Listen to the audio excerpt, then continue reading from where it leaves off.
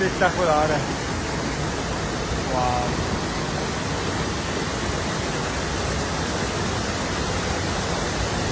Ciao ragazzi, siamo arrivati a Cascadas El Chiflón. Cascadas El Chiflón è un parco naturale qui in Chiapas, ci sono tantissime cascate, percorsi nella natura, lo scopriamo insieme. Appena entrati già vediamo il colore dell'acqua. Wow, guardate che paesaggio. In questa zona si possono fare anche picnic, come vedete ci sono le aree attrezzate.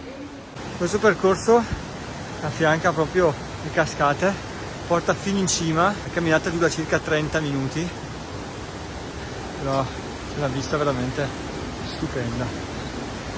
Che paesaggio. Stiamo scendendo a vedere la prima cascata che si chiama Cascada del Suspiro, il sospiro. Già vediamo il colore dell'acqua azzurro proprio. Eccoci arrivati alla Cascada El Suspiro. Eccola qui, guarda che bella, si vede meglio. Wow, spettacolare. Queste invece sono le Cascadas Ala de Ángel, le ali dell'angelo. Guardate che paesaggio. Andiamo giù a vedere meglio. Vedete il percorso bellissimo, guardate, sembra siamo usciti da una fiaba, cioè, spettacolare. Wow.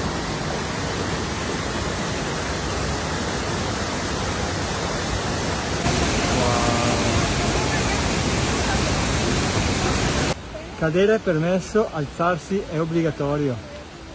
Si può anche lanciare con la zip line che vi porterà direttamente all'entrata. Già si intravede l'ultima cascata, la più alta in cima. Ecco a voi la cascata più alta, Cascada Velo de Novia, il velo della fidanzata. Guardate, noi adesso andremo anche sopra là, proprio là ci si bagnerà completamente. Siamo proprio vicinissimi alla cascata. Questa è l'acqua del fiume dall'alto, immenso. Ed invece da questa parte sembra un'oasi naturale. Wow. Stiamo salendo, guardate quanta coda per arrivare in cima. Siamo proprio sotto le cascate, siamo tutti bagnati. Andiamo su. Ce l'abbiamo fatta andare in cima, come vedete. Spettacolare. Adesso è ora di scendere.